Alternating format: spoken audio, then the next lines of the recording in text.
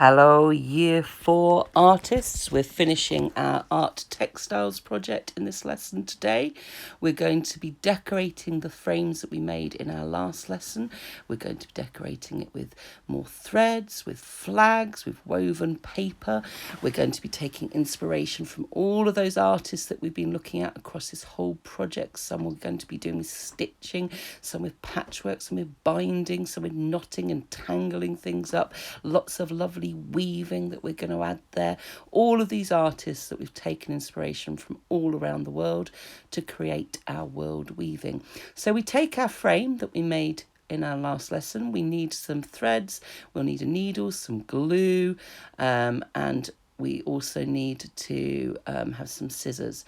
And we're just going to start off by tying on threads. Use the same colours that you used in your last lesson. So here I'm using orange and green. I took inspiration from the Indian flag for this. And you just you cut off a long strip of the thread and you begin wrapping it around and tying it off, and then adding the green. And I'm really making an amazing web, like a big net that I've made. Do you remember that amazing playground made with giant threads? It's like a giant web that children can play on. So this is the idea here. And we're just wrapping it around the sticks, wrapping it around the threads that we've already got, and creating an amazing knot and tangle, filling up our frame. And we tie that off when we're done. Okay, so the idea of having this thread is it's decoration, but it's also going to help us have places that we can add strips of paper from. So this is the paper that we have been using all the way along, which is photocopies of lovely fabrics from around the world, and it's been cut into strips for you. And you just start off by folding a bit over and sticking it onto the frame, and then you can start weaving with it. You can thread it in and out of the sticks, but also in and out of the threads that you've just put on there, like a grid. And you can see you can shape it into sort of slightly curved shapes. You could do straight lines. Don't show any of the white because we really want to get the lovely beautiful photocopies of the fabrics there. And you just carry on adding some more. So you just choose whichever strips of paper you think will look really good with the colours you've chosen. And it might be that it's a contrast, so I might have used pinks and things to contrast against the orange. But in this case, I thought actually we'll take some nice yellow and blues, which will blend very well with the oranges. So again, there's another strip of paper just woven in. And remember how we do weaving? We go under, over, so we can get that woven onto our frame. So once we've done that, we're going to start stitching on some actual flags. So again, you can choose the flags that you already based your design on. So I've got the Indian flag there, which is where I got my orange and green from the first place. But you could also start introducing other colours as well. So what you need to do is you need to put some tape on the back.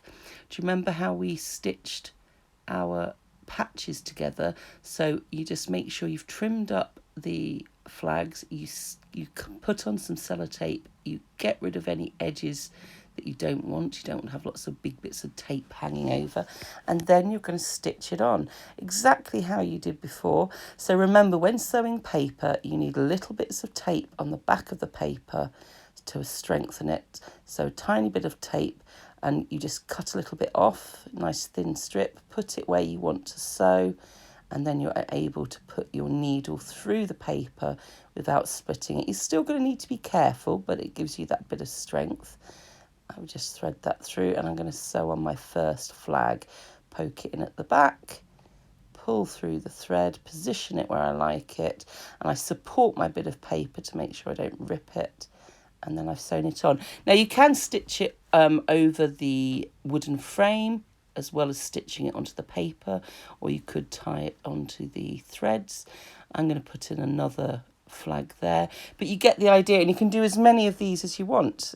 Just keep cutting out flags and adding them on there, and you can see that we're building up the weaving and the stitching. And now I'm actually going to show you a new little technique to make a decoration in textiles. We're going to make some of these paper beads. These are great. These are used all around the world, and they're just made out of strips of paper. You'll see that I've already made you some sheets like this with white triangles drawn on.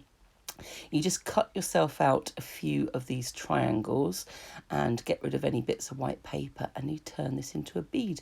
You use a little bamboo skewer, the sort of thing that you'd use in a kebab. Here it is with the sharp end.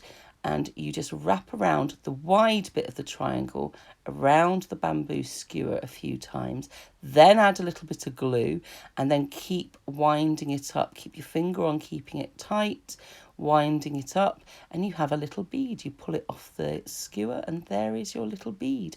And you make yourself a pile of these, and you just thread them onto the bits of thread and stitch them on and tie them on however you like. The important thing to remember when making beads is not to put on any glue at the start when you've got your triangle piece of paper. You do a few loops around the bamboo skewer first, then add the glue.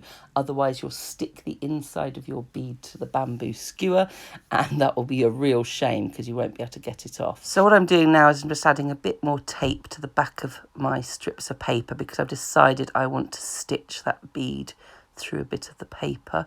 And you just look for any gaps really where you want to put decoration. If there's any big gaps, think, oh, I think I'll have a bead in there or another flag. Or you might decide to add a bit more of the woven paper or a bit more of the threads, just tie those on. So you're looking for gaps. There we go. I've got some flags, I've got my beads, and that's all I'm going to do for this piece. You can make yours as complicated as you like. It can be very simple where you've just used the threads and you've done the weaving with bits of paper, or it can be really complicated with loads of flags, loads of beads, loads of lovely strips of the paper, and lots of threads. So you decide how you want to do it. This is your final piece, and you really want to make the most of it, showing how you've used all that learning from all those artists, those textile artists from all around the world, getting inspiration from them, just like we get inspiration from each other in multicultural Manchester.